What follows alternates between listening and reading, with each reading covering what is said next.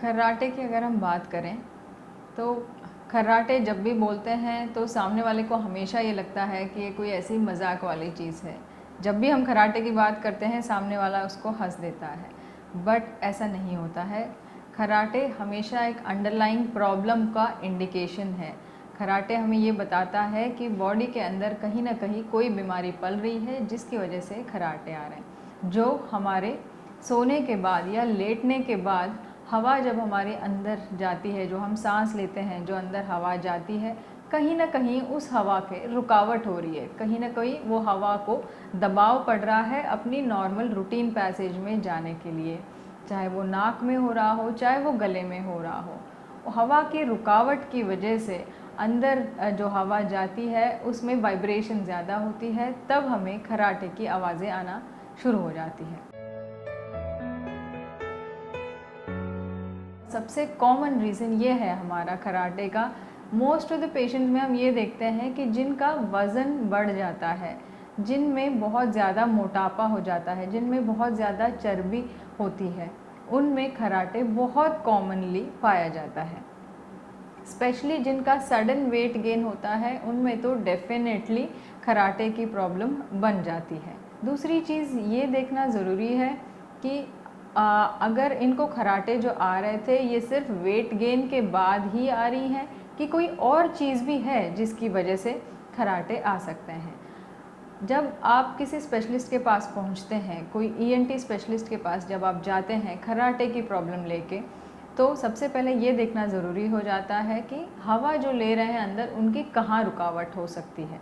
रुकावट जैसे हम नाक से सांस लेते हैं, जब भी हम सांस लेते हैं तो सांस हमारी नाक के द्वारा जाती है, पीछे नाक के पीछे, और फिर गले में जाती है, फिर हमारे वो लंग्स तक पहुंचती है। तो फर्स्ट स्टेप पे जो हमारी नाक है, नाक में हो सकता है कहीं आपकी नाक की हड्डी टेढ़ी हो, या फिर हो सकता है नाक में मांस बढ़ा हुआ हो, या हो सकता है कोई और कारण हो जिसकी वजह से नाक में सूजन आ रही हो, जैसे एलर्जी हो सकता है, जैसे बार बार नाक बहना हो सकता है, एलर्जी के कारण जो स्वेलिंग आ जाती है, जो ऑन एंड ऑफ चलती है, ये सब के कारण भी हो सकता है जिसकी वजह से खर्राटे आ रही हों। और अब हम नाक की अगर बात करें, इसके बाद नाक के पीछे वाला जो हिस्सा होता है, जहाँ पे यूजुअली हमें ऐसा लगता है कि सिर्फ बड़े लोग जो होते हैं, जो बुज़ुर्ग होते हैं, उनमें खर्राटे आते हैं, ऐसा नहीं है। खर्राटे जो है छोटे बच्चों में भी काफ़ी कॉमन है, जो बहुत पेरेंट्स जो हैं अनदेखा कर देते हैं। अगर हम देखें, छोटे बच्चे यूजुअली 4 साल, 5 साल, 6 साल के बच्चों में भी खर्राटे आते हैं। ऐसे बच्चों में बहुत ज़्यादा कॉमनली नाक के पीछे जो है मांस बढ़ जाता है, जिनको हम लोग एडिनॉइड्स बोलते हैं। एडिनॉइड्स के कारण भी खर्राटे आते हैं और ये बच्चों में बहुत ज़्यादा कॉमन रहता है। इसीलिए जब आप एक ईएनटी स्पेशलिस्ट के पास जाते हैं तो सबसे पहले इस एज ग्रुप में वो एडिनॉइड्स के लिए चेक करते हैं। अब अगर हम नाक और नाक के पीछे का हिस्सा हमने चेक कर लिया, उसके बाद आता है हमारा गले का हिस्सा। गले का हिस्से में देखें तो जिनमें मोटापा ज़्यादा होता है, जिनमें जीभ बहुत भारी रहती है, या फिर जिनके नेक में या नेक के जो मसल्स होते हैं यहाँ पे बहुत ज़्यादा फैट डिपॉजिशन होता हो, ऐसे पेशेंट्स में भी खर्राटे आने के बहुत ज़्यादा चांसेस रहते हैं।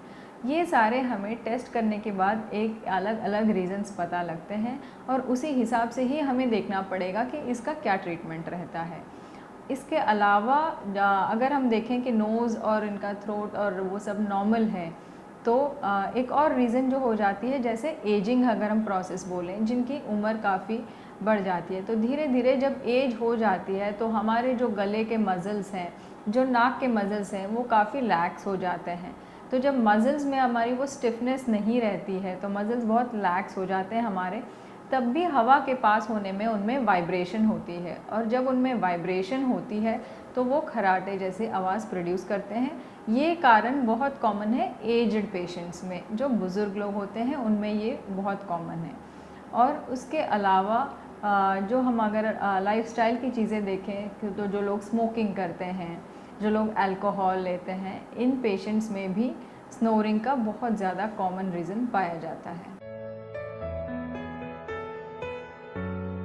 स्नोरिंग का अगर हम घरेलू उपाय की बात करें तो सबसे पहले हम ये जान लें कि बिकॉज़ हमारा जो वेट है, पेशेंट का जो वेट है वो बहुत इम्पॉर्टेंट फैक्टर प्ले करता है, बहुत ही एक इम्पॉर्टेंट रीज़न होता है कराटे का। तो सबसे पहले पेशेंट को यही बताने की हम कोशिश करते हैं कि वेट लॉस उसका मेन स्ट्रैटेजी रहना चाहिए। वेट कम करना डे 1 से शुरू कर देना चाहिए। धीरे धीरे जैसे वेट कम होगा वैसे वैसे खर्राटों में थोड़ी इम्प्रूवमेंट आना शुरू होगा। जैसे वेट कम करने के लिए हम लोग योगा करते हैं, एक्सरसाइजेस एडवाइस करते हैं पेशेंट को। पेशेंट जिम भी जा सकता है, डाइटिंग है, हेल्दी डाइट ले सकते हैं। ये सारी चीज़ें करके वेट लॉस करना बहुत ज़्यादा ज़रूरी हो जाता है खर्राटे अपने कम करने के लिए। दूसरी चीज़, जब एक बारी वेट लॉस का प्रोसेस अगर स्टार्ट होता है, क्योंकि वेट लॉस का प्रोसेस काफ़ी लंबा चलता है, तो इसके लिए पेशेंट को काफ़ी डेडिकेटेड रहना पड़ेगा और पेशेंट को ये जानना ज़रूरी है कि वेट गेन, उनका वेट जो बढ़ा हुआ है वो उनका कारण है खर्राटे के लिए। तो वेट कम करना उतना ही इम्पॉर्टेंट है और उसके लिए बहुत डेडिकेशन और बहुत पेशेंस की ज़रूरत है। दूसरी चीज़, वेट लॉस के अलावा जो हम देखें तो हमें लाइफस्टाइल चेंजेस करनी है, हैबिट्स चेंज करना पड़ेगा। जैसे रात को खाना खाने से पहले हमें रात को खाना खाने के आधे घंटे बाद थोड़ा सा टहल के, उसके बाद खाना खाने के तुरंत बाद नहीं लेटें। खाना खाने के कम से कम 2 घंटे का गैप रखें, उसके बाद ही सोने जाएं। खाना खाने के बाद थोड़ा सा टहलें ताकि जो खाना खाया हुआ है वो थोड़ा सा अच्छे से हमारा डाइजेशन प्रोसेस में हेल्प करें। उससे हमारी वेट लॉस में भी हेल्प होगी और फिर उसमें स्नोरिंग में भी हेल्प होगा। तीसरी चीज़, जो स्मोकिंग है, अल्कोहल है, वो बिल्कुल अवॉइड करें।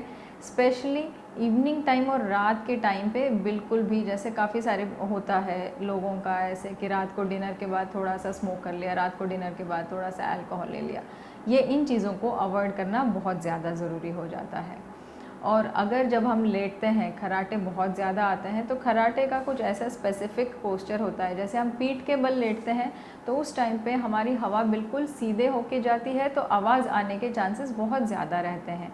तो ऐसे पेशेंट में हम पेशेंट को ये एडवाइस करते हैं कि पीठ के बल ना लेटें, उनको एक करवट लेके लेटें, चाहे वो राइट साइड या लेफ़्ट साइड, जैसे उनको कंफर्टेबल लगे। एक करवट लेके उनको लेटना चाहिए।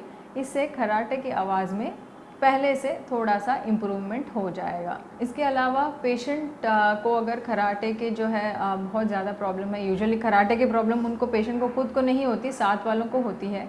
बट जब ऐसा रहता है तो ये जानना ज़रूरी है कि हम अपने सर को, जो मतलब जो पेशेंट होता है उनका सर अगर हम थोड़ी सी हाइट पे रख के सोएं तो उससे भी खर्राटे की आवाज़ में खर्राटे आने में काफ़ी बेटर लगता है। तो इसके लिए हम थोड़ा सा मोटा तकिया लेके सो सकते हैं।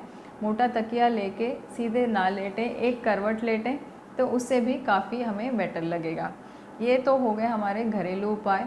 बहुत ज़्यादा अगर हमें नाक बंद लग रही है सोने से पहले, तो हम थोड़ा सा गर्म पानी करके उसका भाप भी ले सकते हैं, जिससे थोड़ी सी नाक खुलने में हेल्प हो जाएगी और उसकी वजह से भी खर्राटे हमारे कम हो सकते हैं। जो एलर्जी हो रही है उसकी वजह से भी खर्राटे आते हैं, तो हमें ऐसी कोई चीज़ अवॉइड करनी चाहिए, ऐसी चीज़ों का परहेज़ रखना चाहिए जिसकी वजह से हमें एलर्जी हो रही हो।